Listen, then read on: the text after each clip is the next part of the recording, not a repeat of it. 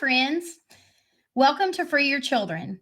I am your host, Tiffany Boyd, and our mission here at Free Your Children is to share the truth and love about education. There's a battle raging for the souls of our nation's children, and I hope this ministry equips you for battle. Finally, be strong in the Lord and in the strength of his might. Put on the whole armor of God that you may be able to stand against the schemes of the devil. Ephesians 6:10-11.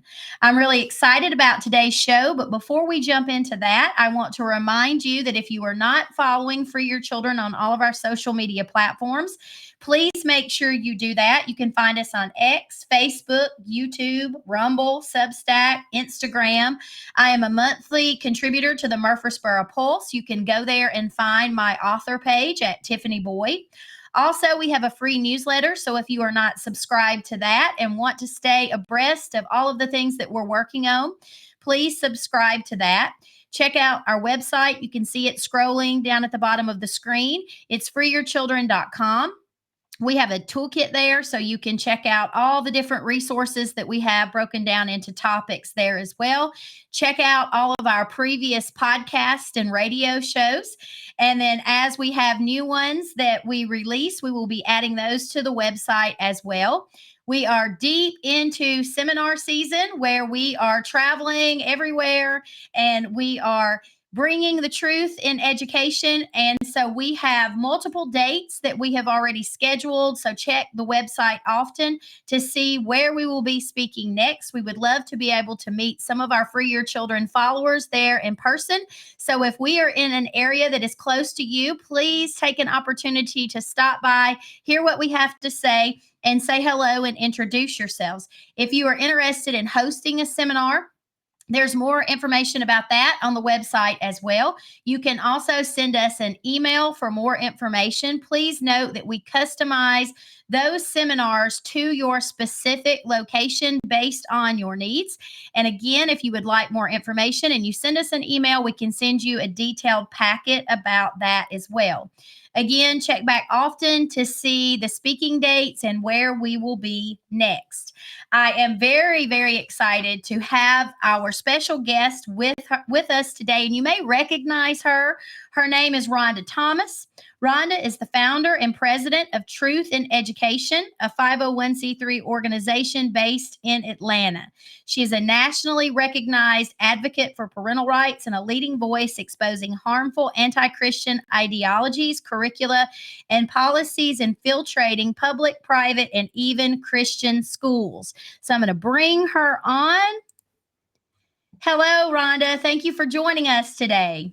Hi, Tiffany. Thank you for the invitation. I look forward to our conversation. Absolutely. So tell our viewers, Rhonda, a little bit more about your organization and why you started it and what it looks like, the work that you're doing, what that looks like, and why families should be paying attention. Truth in Education actually started, or I did. I've been in politics on and off for over 20 years, but the last 7 years have been heavily into education. And what really pulled me into this was mentoring young moms and young women. And I started hearing their stories about the comprehensive sex ed in the schools, the books in the libraries, and it just made me very curious. So I started researching, and then God just pulled me into this big time.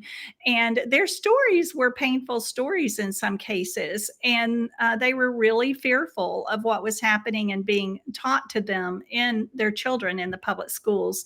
But then we know, of course, it's in the private schools also. So once we got started into that, we educate legislators. There are a few bills that we work on. I think we're going to talk about one of those today that we fight against, actually.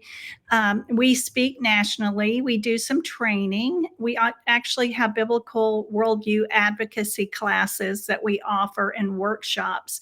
And we do an education summit once a year. And we feel like it is so important to not only partner with groups like yours, that we're more united and powerful, but also it's just so important to educate the parents so that they can make good decisions on what choices they make for their children's education and well-being. Absolutely. And there's so much information out there. And I've been accused in the past of being a fire hose. Welcome to the club. Because it is Yes. so much information.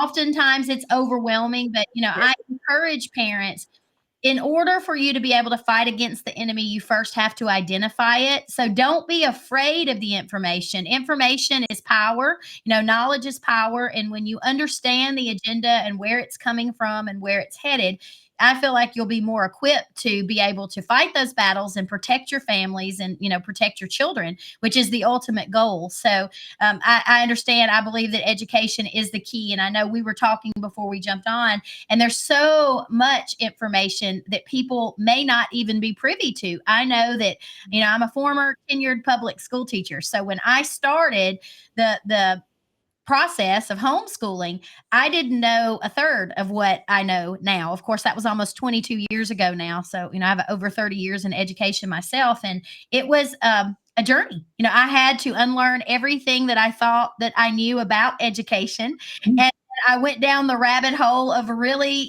trying to understand, why was I seeing the things that I saw, when I worked as a public school teacher, especially the things that I didn't agree with.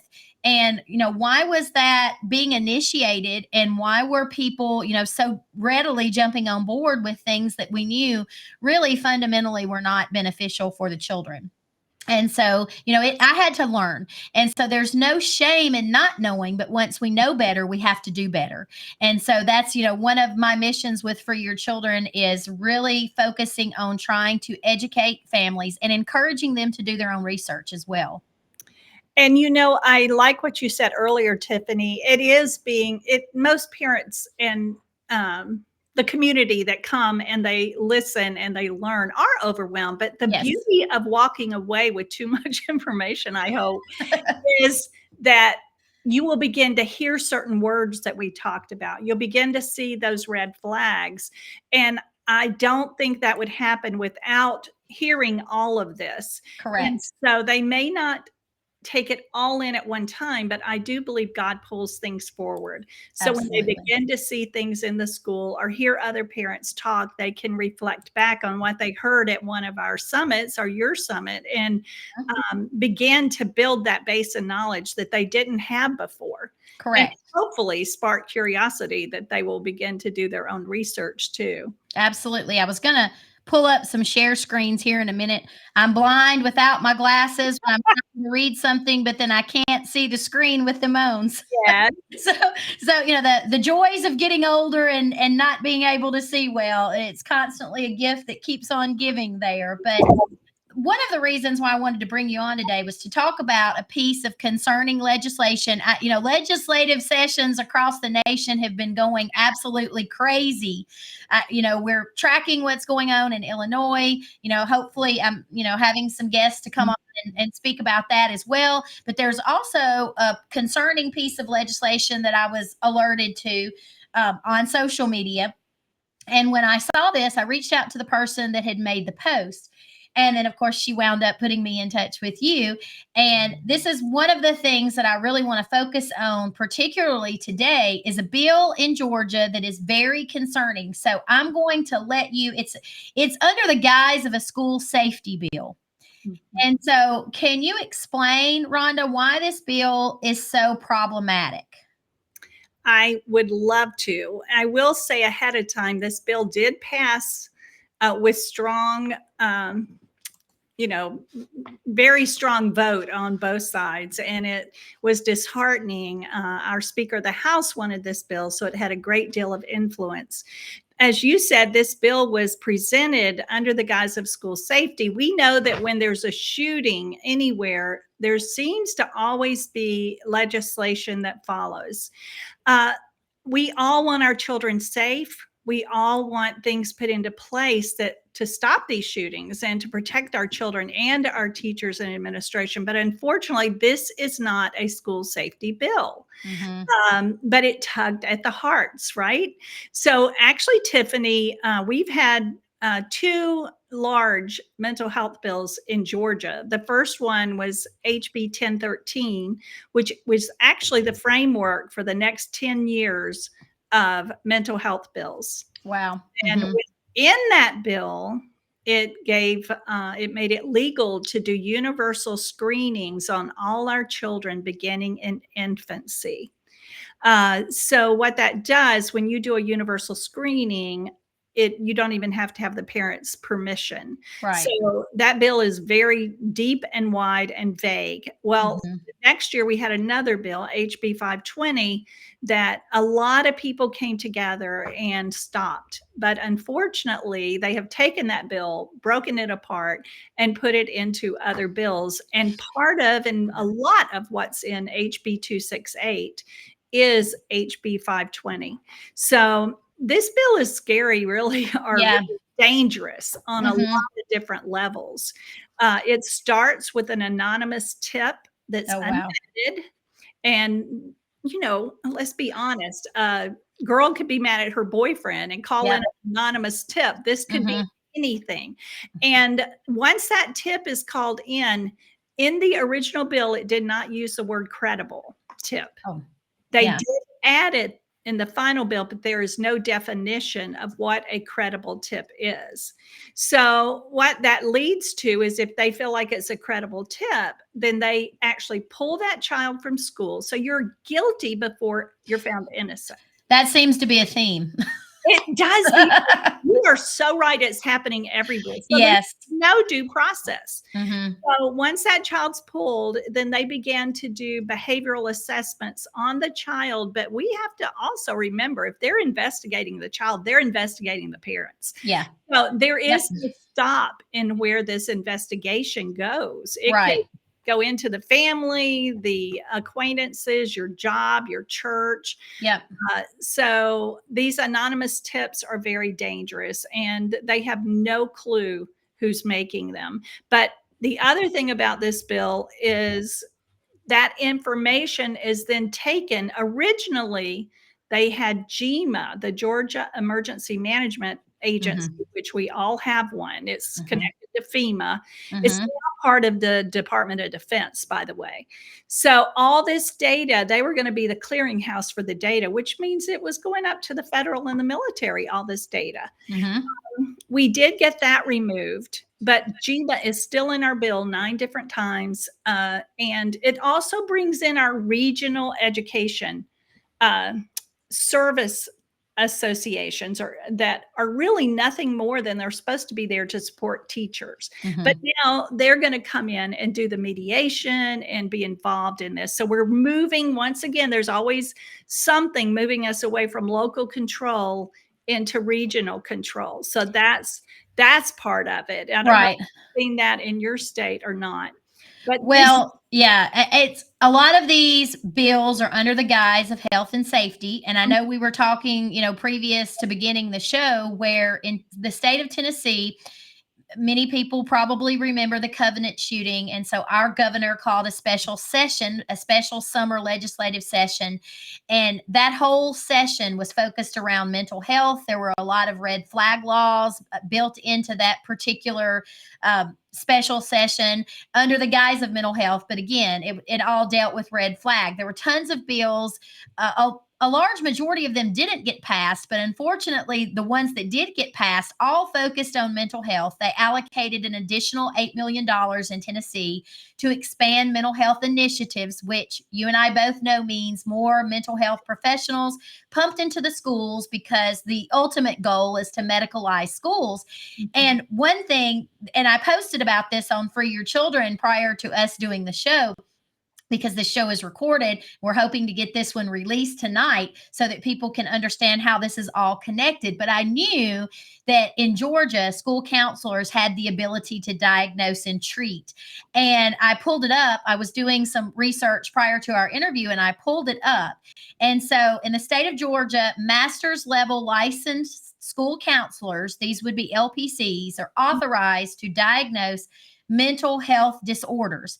And I attach the actual legislation to the post that I made on social media so people can do their own research and read about that. But I think what people need to understand, and you just said it, you connected the dots when you said, are you seeing this in your state? The Mm, goal is for all states to do this, to be able to do this, because, you know, the ultimate goal here is ultimate control of the children. And by doing that, you have to first remove the parents. And then, of course, you have to have a way, you know, to be able to have access to the kids. And bills like you're discussing, this bill right here that your governor will likely sign is doing just that, because you just said they have direct access to the kids without the parents, right. just based on an allegation that doesn't even have to be a credible allegation. No, it doesn't. And you're Yeah. right about the counselors. And what does this bill do? It again provides data. Data is Mm-hmm. gold. Yep. Data may help with the law enforcement for forensics, but it also helps to stop things and start things and to Yep. add to, as you said, just like SEL does with all its surveys, it just provides more data Mm-hmm. for them to Mm-hmm. say, hey, look, we need more mental health. We Yes. need more social emotional learning, right? And so Yes. all counselors are trained in social emotional learning. Mm-hmm. They believe they're trained in mental health therapy, which in fact they're not. It's the opposite. Mm-hmm. But you're absolutely right. This is coming in. It removes the parents. It really strips our parental rights bill. Yep. Uh, if a parent doesn't agree to mandatory behavioral assessments or they fight not giving up the educational records, they can be fined. So this truly strips a lot of the parental rights. Another thing, Tiffany, that we found very disturbing is this brings in multiple agencies in Mm-hmm. our schools, which we know is the community school, right? Yep. Mm-hmm. But DFACS is going to be involved in our school heavier. The Department of Juvenile Justice and the Department of Behavioral Health, those three departments, if we understand correctly, can become not legal custodians, but legal guardians of your child. That is a very different look there. They truly have control over your children and will be making those decisions. So this is another open door. Yep. Easily take our children away. Yes. And this does so many things on so many different levels. And every agency involved is the sole custodian of Mm-hmm. the data that they submit and can deny public access under Code Section 50-1872. Do you know that every agency involved in this was written in the bill also are exempt from any type of civil action? Of So they course. can't be held responsible, and you can't do public records. Absolutely. Yes, that is another scary aspect of this. And I have written about this extensively about how where schools are becoming medicalized. And you touched on this in Tennessee. We Right. are seeing the juvenile justice system get involved. They actually drafted a letter that was read in committee when we were trying to pass our free act in the state of Tennessee that would have given parents true educational freedom.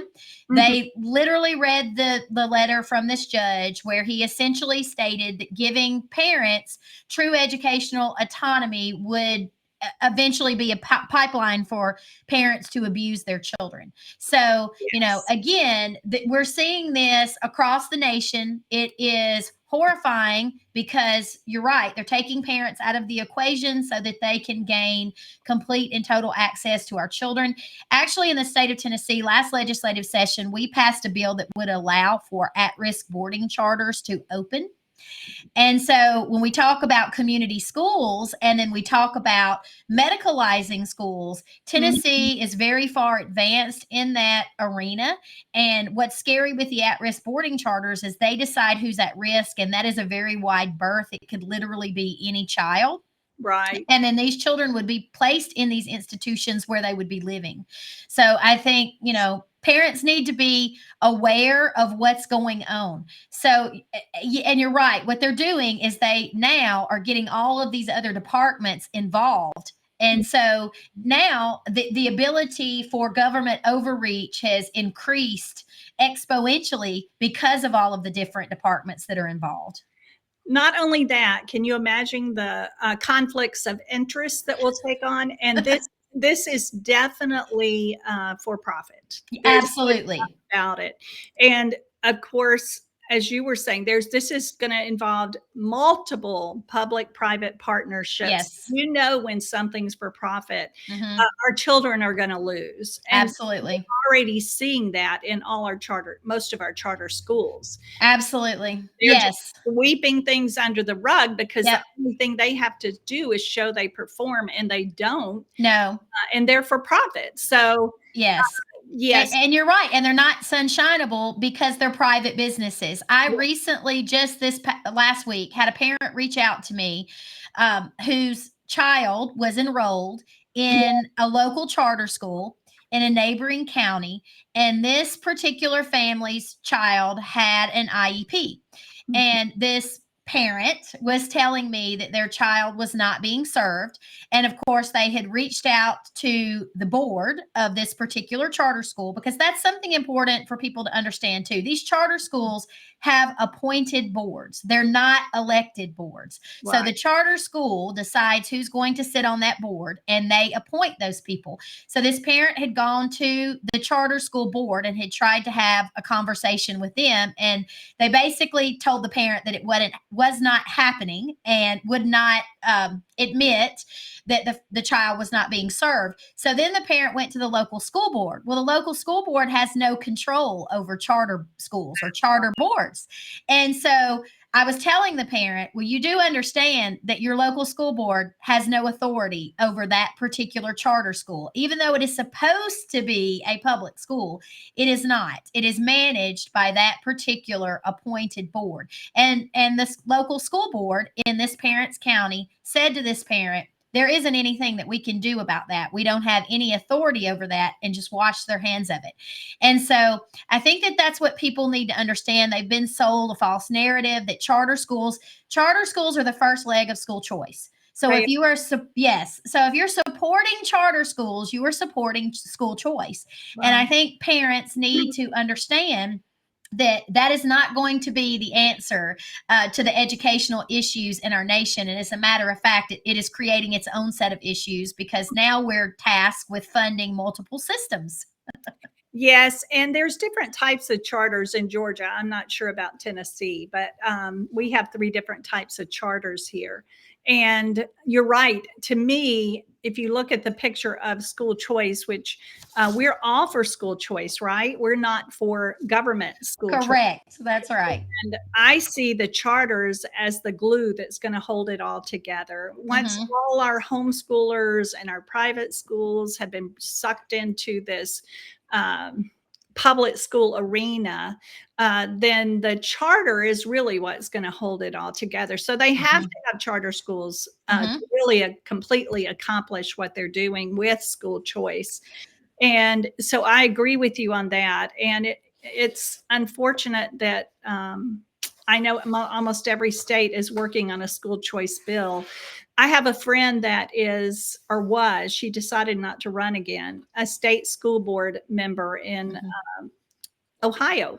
Mm-hmm. Once they passed school choice, all of their power was stripped. All Yes. they could do was licensure. So that Yeah. tells you where this Mm-hmm. is going. It's all going to be run. Well, we passed it just this legislative session in Tennessee. And Mhm. then, of course, during a special session that our governor had called, where he wrapped his school choice bill up in an omnibus bill, and it was tied to disaster relief for East Tennessee, because he couldn't pass it, the legislative session before. So now that that has passed, now all of these other pieces of legislation that expand charter school control and their ability to operate are also being passed through the pipeline. And you said we all agree with school choice. Well, it's funny that you said that, because clearly in Tennessee, they do not. They only agree with government controlled school choice, because the bill that we had drafted was true educational choice for parents. It just wasn't attached to government money. And that bill, our House Republicans killed. And we used their wording against them. We said, you claimed when you were attempting to pass the school choice legislation, which did pass, that parents were the most equipped to educate their children, that parents were the most equipped to make decisions regarding their children's education, that you wanted to put parents in the driver's seat. But when we proposed a bill and it was sponsored and carried in both the House and Senate, you killed it. So what you're telling people in Tennessee is, families, parents in Tennessee, is this: you only believe in school choice if the government is funding it. So it's the government's version of school choice that you are for and that you promote. And of course, that is seemingly counter to what the Republican Party claims that they believe. And so I want to talk about that too, because Georgia is a Republican controlled state, correct? It's a red state. People like to say those are red states. We'd like to say that. Yes. Yes. We say the same thing in Tennessee, and I'll use air quotes on that one because I think that we have proven that either conservatism doesn't mean the same thing we think it means, Right. or these people have forgotten what it means. Either way, these are not initiatives that they're passing that are supposed to be in line with what conservatives believe. Right. So this bill in Georgia, it is what it's the safety, it's called the school safety bill, but it's HB 268, correct? Right. And what is do you know the Senate number on that bill? Actually, the Senate and House worked together on that bill. Okay. So it's HB 268. Yeah. So what you're saying is that Republicans voted for this in the state of Georgia. Mm-hmm. Absolutely. Republicans passed this bill. They passed the first bill. Mental health is one of their biggest topics. Yep. So the biggest issues that they are working toward. And we know through these bills too, we're stigmatizing our children. As you said earlier, every child is being labeled. They're using that multi-tiered student system that used to be 4 levels and is now 3. So they got rid of the bottom level that were the children that didn't need anything. And now every child is going to be screened, which comes back to that universal screening. And again, to me, it goes back to control. We know that, but it also goes back to profit because dyslexia is a brain issue. Now you're talking about universal screening, which we all want to help children. Again, we're not against helping children with any of this, but doing a universal screening, that means now they can take that data. You're talking about MRIs now. All that data can be sold. It can be shared among all these agencies within Georgia. And it can be shared without parental consent under FERPA. And I think people don't understand that. Just yesterday, I made a series of posts about FERPA. So if you don't understand what FERPA is, please go to the Free Your Children social media pages and look at those posts and start doing some research into FERPA, because FERPA sounds really good. The Family Educational Rights Act.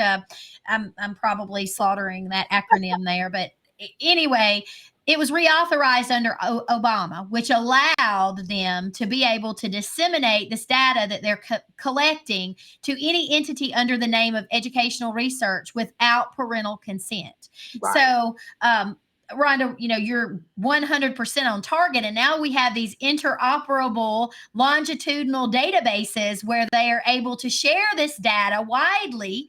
And so, and you're right, it's a big, children are the commodity. Data is worth so much money. And so and our children are the casualties in all of this, because once this data goes into a database, it never goes away, and it can potentially follow these children for the rest of their lives. And in Tennessee, our education funding formula is weighted. So what that means is each student in a public school system gets an allotted base amount.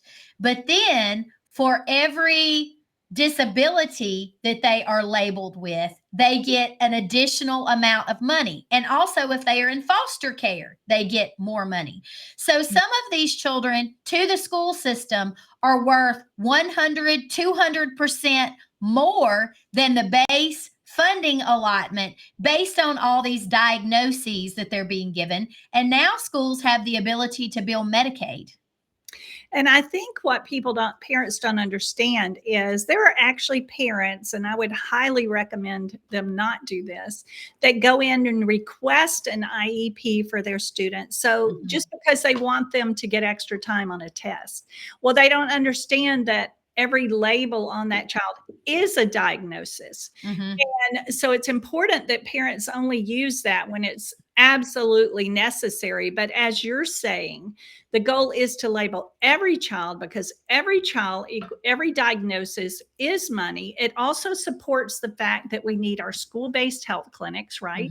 And those are already in some of Georgia's schools. I'm sure they're in yours. I know Biden passed executive orders on that and helped fund it. I'm praying some of that is going away. But as grateful as I am to Trump about what he's doing with the Department of Education, we've really just dismantled it, and it's being dispersed into other departments. So we're not really, what's happening there is not really affecting the states. Correct. So parents need to be very cautious and need to not sit back thinking that he's taking care of everything. I think he's doing everything he can.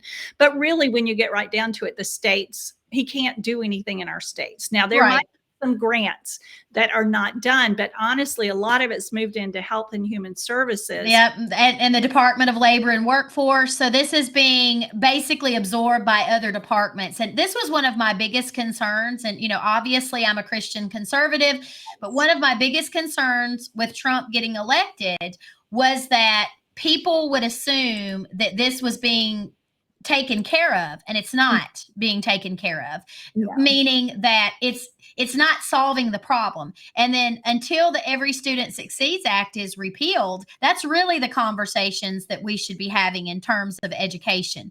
Because again, states are still, there's so much money flowing back into education that doesn't even have anything to do with the Department of Education. It's coming from multiple other federal departments, and that's going to continue.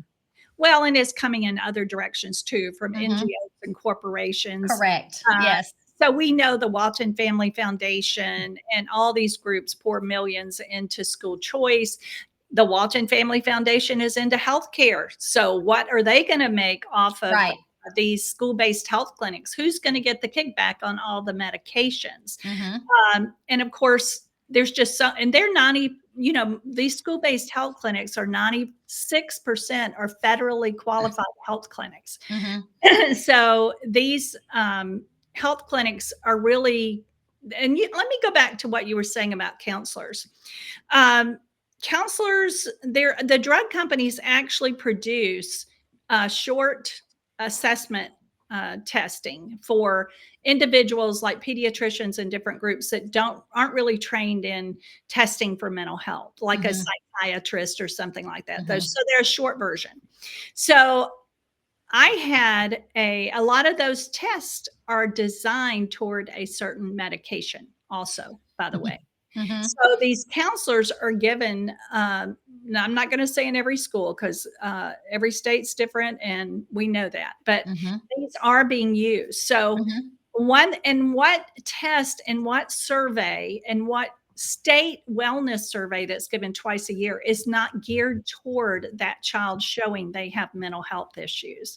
So we actually had a school board member in one of our counties sent to me a screener. And the screener was actually, the questions were answered by the teacher on her high school students. And this board member was very concerned. And these screeners, there were 10 questions on there. I'll just give you a couple. Do they lie? Do they cheat? Do they steal? All of the questions that were on the screener led to the fact that this child had to have some type of mental health issue. Mhm. So we are setting our children up Yes. for the mental health. We are causing, I may be wrong. A lot of people may not agree with me, but I believe we're causing a lot of the mental health issues. Absolutely. I 100% agree with that. And so the only way that we're going to, well, and going back to our school counselors, right? I Mhm. attended an American School Counseling Association conference. Mhm. There were 5,000 counselors there. One of the breakout sessions, there was a counselor that actually said, our ethical duty is above the law. If we Mhm. cannot use pronouns, we'll use nicknames. If we cannot talk about gender, we'll saturate our room in it. We cannot pass legislation to stop that. That is a heart issue. It is that important to them that they are willing to bypass the law to do what they believe is right. And they do believe it's right. Oh, absolutely. I have done some extensive research on the ASCA. I've written about that. When the show airs, I'll drop the links in the comments so you can go back and check out what Rhonda is talking about. I mean, their ethical statements are right there for the public to Yes. review. And so, exactly what you said is how they're trained. And this is permeating throughout all of the schools because that's who, if you look on any of the school websites, you will see that they abide by the ASCA standards. Absolutely. And this is permeating all across the United States. So if your school has already made the statement that they abide by the ASCA ethical standards, you need to understand what those standards look like. You know what, Tiffany, you just caused me to think of something. So let's go back to school choice a moment. Mm-hmm. All our schools are on the same track because Mm-hmm. we know this is global, Yes. right? Mm-hmm. This comes right from the United Nations, every bit Correct. of it. Mm-hmm. But so tell me, where are those schools going to go? Where are these children going to go when they make these choices? Now, I know there is a big push to start private schools. I mean, it is just snowballing. And Mm-hmm. a lot of that is reaching into the churches, which I Mm-hmm. will tell you really concerns me Mm-hmm. because once this all takes hold, the churches are, and the government actually steps in and starts pulling those strings. It's really going to affect what everyone teaches. It's going to be one curriculum, Yes. you're not going to be able to teach Christianity. Correct. So, but I will say, I don't know of too many groups that are not pushing school choice. Large Yes. groups and Yep. small groups. We're a Absolutely. minority. Yes. Yes. We're going to stand, aren't we? That's right. Well, absolutely. I say, and one of, the reasons why I'm so passionate about what we do here at For Your Children is you said it earlier, we're stronger. Our voices are stronger together when we have a collective group of people, that are trying to shine a light on the darkness. Right. And you mentioned something, and it made me think of this. In my seminars, I've delved into this and tried to explain to the people that are attending the seminar that this is a push from the National Governors Association. So they created a playbook on mental health. And in this playbook, they made it clear that they planned on training faith leaders in the community. Mm-hmm. So they are going out and they are training faith leaders on how to recognize mental health issues in the youth, within our youth. And that concerns me because these are the benchmarks that our government, whose goal is to control everyone through this globalization of education. And so once our churches start getting trapped up in that, that's a very slippery slope for you to have to worry that if you have your family at church, that the faith leaders there have been trained, based off of what the government says should be the standards for mental health care, in our country, that your family could then be targeted, within your church community as at risk. So I think it's really important for churches to understand what's happening. I know it's a difficult conversation for churches to have, especially, a lot of churches are concerned about their 501c3 statuses if they start having these conversations. But what they need to realize is this ultimately leads to the expansion of communism. And we know that communism is not friendly to Christianity. So when you just said we're not going to be able to teach Christianity, you're exactly right, because that's the goal with all of this. That's the agenda. So as a Christian, I think you and I are on the same page. This is spiritual warfare. Yes, This, absolutely. and what do? You take down the family and you start with the children. And we've seen that throughout history. And we're seeing it happen here. And this bill that just passed in Georgia, I mean, what does that ultimately do? Many things. One of the things it does is it criminalizes speech. So I can give you an example. A child in Rockdale County, I don't know all the details, but he never, ever committed a crime. The only crime he committed was a child bullied him. He did not respond. 2 weeks later, he wrote a rap song, which we know are always full of crazy things. And he mentioned a body bag. That's speech. He is in jail. He never acted on anything, never got in touch with that person, never went near them. And how old is this child? High school. High school. So the point is, free speech is going away. And what's going to happen with this bill when they're criminalizing speech is it's going to cause our children to be silent because they want to be emotionally safe. Yes. And so this is, again, mental health. Everything that is happening to our children is causing trauma. Yep. If a child goes to school and their best friend that's in second grade is now a boy instead of a girl, that is a hit of trauma.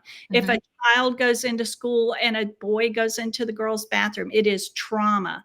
And we have a psychologist on our board, and he basically says you cannot maintain that type of anxiety for very long. So what he's seeing in his office, and he believes a lot of it's connected to SEL, is cutting has gone up, PTSD is on the rise, something called a behavioral disorder, he's seeing it, as he said, it's keeping him busy. Yes.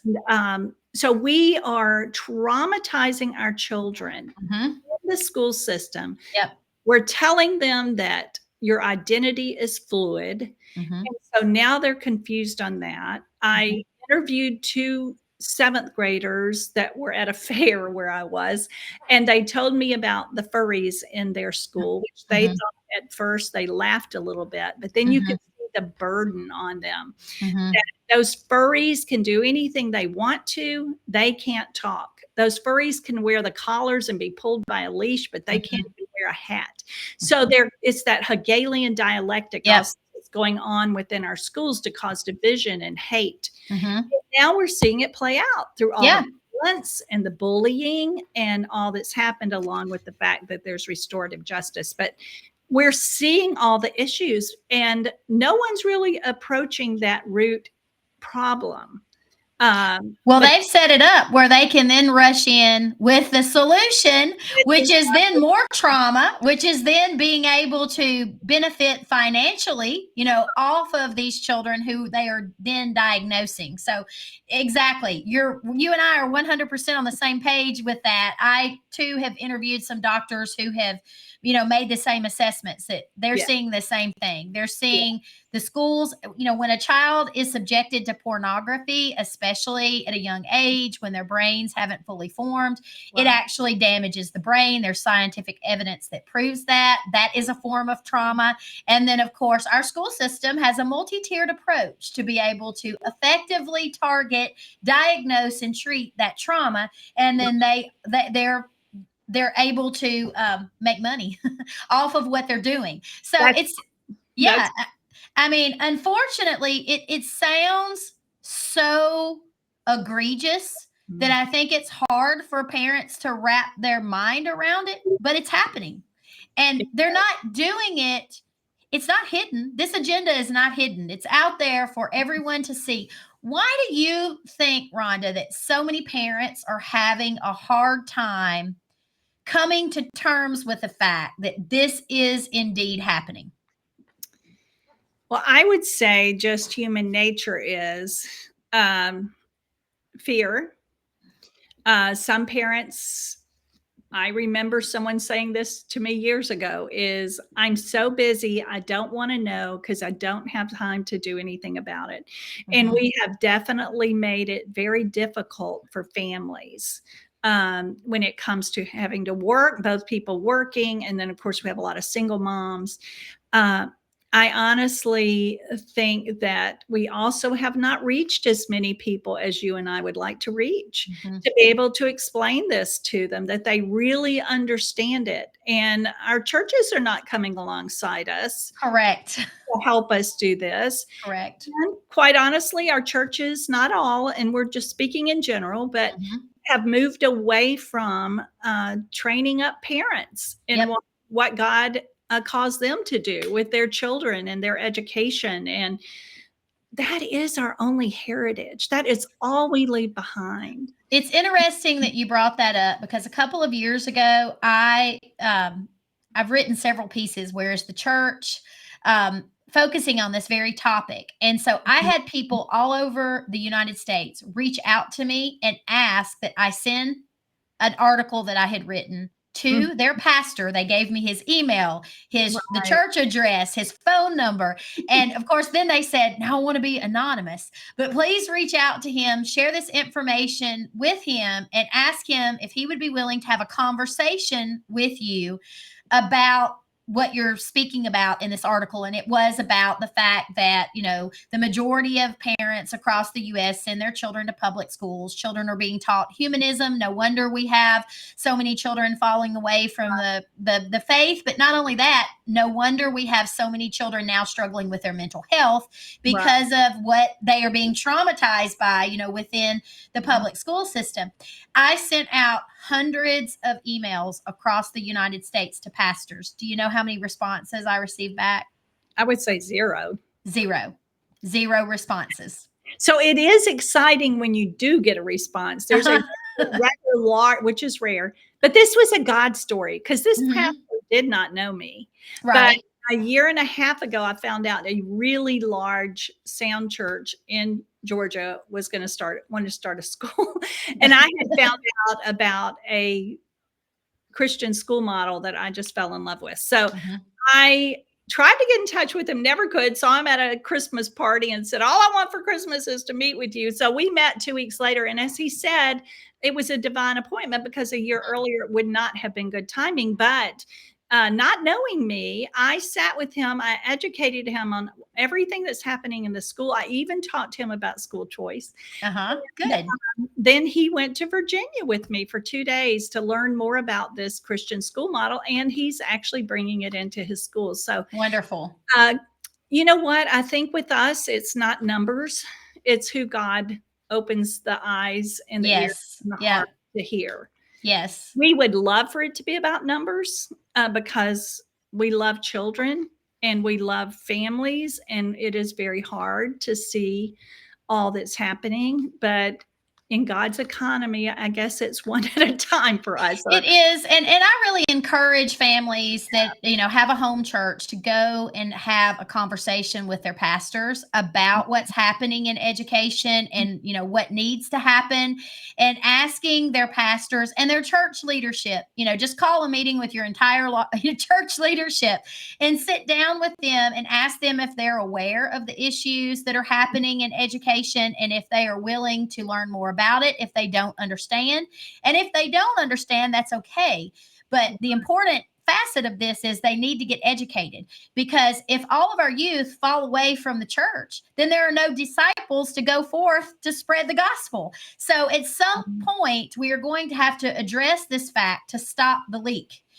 Because the church is going to die if we can't create any disciples because all the children are falling away, Yeah. then our faith is going to collapse. And Yeah. so I am a devoted follower of Christ and devoted to continuing to try to educate the church body on why we need to be addressing these things within the church and why the church needs to come alongside and create opportunities for parents to Mm. remove their children, if they so desire, from the public school system and walk alongside them and give them the tools that they need and help them any way they can.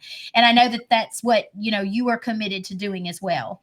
Yes, we need to just keep going forward in prayer, uh, and just doing what God's called us to do. There's so much to expose, Hmm.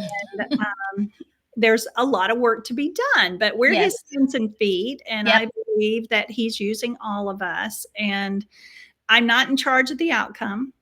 So I think knowing that really removes a burden, that we don't Hmm. get discouraged in Absolutely. seeing the results may not be what we want them to be. But um, yes, I think the church is a huge key here, but I'm seeing things happen in the church that may not, a lot of churches are bringing in biblical SEL.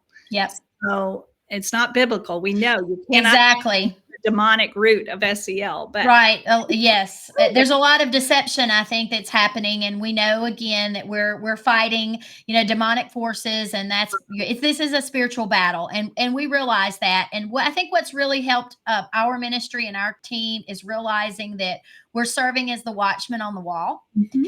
and that it is our mission to get the information out there. And then when we have to give an account, we can say, we did what we were called to do, which was attempted to educate those that were willing to listen. And then what they do with that information at that point is going to be up to them. And so, we continue to pray that multiple people, many, many more people, have the scales removed from their eyes, and that their ears are opened, and that they listen to this, and they're willing to stand in the gap and fight for the souls of our nation's children. Mhm. And this bill in Georgia, well, it's horrible, and it is on the governor's desk, correct? It is. It is. It is. Agreed. It is horrible. And I have to say, though, all across the US, I'm so grateful for everyone that's fighting bills like this. Hmm. And they're all out there. Yep. And I want to go back to one thing, Tiffany, you brought up Sure. is faith leaders. One of the bills that's going across our country is to bring chaplains into our schools. Hmm. The chaplaincy is connected to the international group, which is connected to the UN. Hmm. Now, I can't say anything personally about chaplains. I know there's some wonderful chaplains, but as a whole, they're interfaith. Hmm. And we already know that we have a religion being taught in our schools through SEL and meditation. Hmm. So my view of bringing them in is that third layer of bringing in the interfaith movement and really solidifying what's already been being taught, which is the environmental religion, New Age. Correct. And I'm not sure. I think maybe Texas maybe passed that, and I know that we had a senator here that had a bill last year. It did not Hmm. come out this session. Yeah. I think we all need to be aware and do our homework to Yep. know that this is not a positive thing for our schools. I'm glad you brought that up, because what I'm seeing often is if it sounds good, people just automatically assume it's good. Yes. And I think they need to pause and think, hold on a second. If a faith leader is being allowed to come into a government funded school, don't you Mhm. think that you should probably do some research on who these faith leaders are affiliated with? And Mhm. that's the bigger picture here. That is a fantastic point. I'm glad you brought that up, because I really believe that we'll be seeing more bills like that, most likely sponsored by conservatives. Yes, they are. They are. Yeah, who think that that this is going to solve the issues, because you hear this all the time. We need to bring the Bible back into the classroom. Yes. But when we say that, that's what it's looking like Right. in the Right. government school system. And if they are attached, as you said, to UNESCO and the UN agenda, is that something that we really think needs to be another layer of what's happening in our educational system? Now, did Georgia have a bill this year for that? Last year, but it didn't Last year. come out. And Okay. so I'm educating everywhere I speak in Georgia. And then, of course, we speak nationally. But um, it's very important that one thing, too, is such a red flag is when do you hear anyone talk about math, science, history? Never. It's Right. always behavioral health. We have become therapeutic Yes. education. Yeah. And Well, Yeah, you know as well as I do, they're not concerned about teaching children so that they are educated. What they're concerned with are creating the perfect global citizen. And the only way you're going to do that is through the programming, the behavioral programming, such as SEL. Well, and you mentioned something earlier. So it's unfreeze, teach, refreeze. So they're unlearning, reteaching, and freezing what they want them to know. And in fact, we left church one Sunday and turned up by the governor's mansion, and there was a home there that had a sign outside that said, "I'm a new global citizen." Wow. We know the agenda is to really, as hard as this is to say and accept, we are creating human capital for a workforce, Mm-hmm. and they need to all have the same thought process. It's collectivism. Mm-hmm. And they don't need to be critical thinkers. They do not need to know how to read and do math. They need to know how to be obedient. And they're going to do that through this behavior modification. Mm-hmm. And they're doing that through the data collection. Mm-hmm. So that you can see through that child's mouse or the camera or whatever, whether they're going in the direction you want them to, because they can go in and change the algorithm. Yes. So there is a huge, it all comes down to that globalism. And Absolutely. And they're using that data to pigeonhole these children, sometimes as early as elementary school, into their career for the new global workforce. And so all this career readiness, all this workforce development, people are under the impression that this is a good thing. It's not a good thing, because if these kids aren't being taught courses or educational material that is going to give them a broad education, and they're only being trained for a certain particular job in the global workforce, and then they grow up, they graduate, they've only been trained to do that one job, and that's all they can do, and that job becomes obsolete, then what are they going to do? And this is already a thing in places like China. Yeah. Even Japan, they're trained to a certain job. And in South Korea, I believe I was reading an article about this earlier where they were talking about how these children are tested in some of these other countries and tested, and the children have horrible mental health issues because if they don't score well on those tests, they know that they're going to be placed in a horrible job for the rest of their life. So the suicide rates in those countries are so high. And we are moving toward that trajectory in the United States. And so when I hear people, really talking about this career tech stuff in the school, it's not your great grandfather's auto mechanics class. That's not what this is. They're using, what was it that they used to have in schools, even when I was in high school, the cosmetology schools, where you could take the cosmetology classes, and then when you graduated, you had a license, to be able to do hair or whatever. That anymore, because now we have all these databases that are interoperable. And so I was interviewing a school board member. This is a good while back, and Charlotte Iserbeat, of course, warned about all of this, when she was working under Ronald Reagan. And she talked about the polytechnical scam and how they were going to pigeonhole students and they were going to use it to create a global workforce. So I was talking to a school board member, and I said to him, what are your opinions on this? And he said, well, I know it's true because I have had conversations with other school board members that have said this is happening in as early as 4th grade now. And, when I'm talking about that, graders that know what they want to be when they grow up, most of them don't even know the government. That's right. That's right. And it's all based on their behavior. They're already doing intellectual or IQ tests. They're doing it all. So yes. And they're gathering that. You're right. Absolutely. So let me tell you what I see education being in the future. Education is going to be for sustainable development. And so the math skills our students do have are going to be used to help them understand, help students understand extremely small numbers, parts per 100,000 or million, which allow them to interpret pollution data.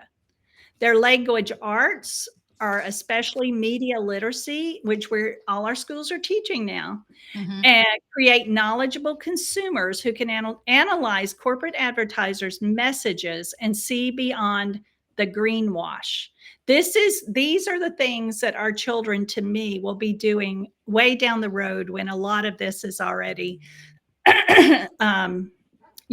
been set. And Right. so history is going to teach about the concept of global change. And then reading is going to help develop the ability to distinguish facts and opinions that help students become critical readers of political campaign literature. And social studies is going to help students understand racism and gender inequality and recognize how these are expressed in the surrounding community and nations worldwide. Each discipline also has associated pedagogical techniques. So down the road, I believe this is my research and what I believe is going to be happening. We're going to be taking care of Mother Earth. Yep. Yeah. Now that we've talked about all the terrible things and the trajectory of education, what can parents do, Rhonda? Okay, well, I believe parents, number one, we should be praying over our children, over our teachers, over our schools, and over these legislators and officials that somehow they're deceived and have bought into this UN lie, which it is. And I believe too that parents do need to really, grandparents, people like me need to come alongside these young moms. That's how I got into this, was mentoring young women. We need to come alongside these moms that express an interest in that are concerned about their children in the school. Our churches should be the ones providing the scholarships for these children to go to their school. Absolutely. Or another school. So we need to really come alongside and mentor these young moms that do see this, to help them make wise decisions and be a part of that if we can. Absolutely. And then we need to be educated and look for the red flags. Absolutely. So we can't have our head in the sand. We know there are parents that cannot make changes, but we can come alongside those parents and we can provide resources and we can help them. Yes. So in some way, even if it's a prayer group, whatever it is, we need to be actively seeking out these young moms that really do have a heart and see the danger and want to make a difference in their children. So tell our listeners where they can find you. We have a website, truthandeducation.org, and you can reach out to us by email at info@truthandeducation.org. And we're on Twitter and Instagram and Facebook, but we love speaking and teaching just as you do, Tiffany. And so I've so much enjoyed this conversation today. Absolutely. Thank you so much for being willing to come on. I will make sure that when this airs, I drop the links where you can connect with Rhonda in the comment section. So make sure that you take a look at what Truth in Education is working on. Again, I will reiterate the fact that we are stronger together. Our voices are much louder collectively. So we have to make sure that we are all working toward the same goal, which is to protect true educational freedom, true private education, Christian education, the rights of parents, the rights of families and children, because we know that the hope is in the children and there's a reason why they always go after the children. Amen. So I appreciate the work that Rhonda and Truth in Education are doing. If you have any questions, please reach out to me. You can send me an email at freeyourchildren@gmail.com. Please check out our website at freeyourchildren.com. If you're not following us on social media, please make sure that you're doing that. Give us a like, follow, share our content. If you are interested in sponsoring the Free Your Children podcast or the work that we do, you can check out our website. There's a donate button there. Please know that we can't continue to do the work that we do without your support. So if you think that what we're doing is valuable, we ask that you please consider making a donation so that we can continue doing what you see more of here today. So again, I want to thank Rhonda for this fantastic information packed episode. I'd love to have her back on again. We know that every legislative session, they give us more content about information that we need to get out to the general public, whether it be a bill that they should be opposing or one sometimes that they should be supporting. So watch for that. Rhonda is an expert, in Georgia and nationwide. So if you have questions for her, I'm sure she would be happy to answer those as well. Remember, we love you here at Free Your Children, but Jesus loves you so much more. Have a great day.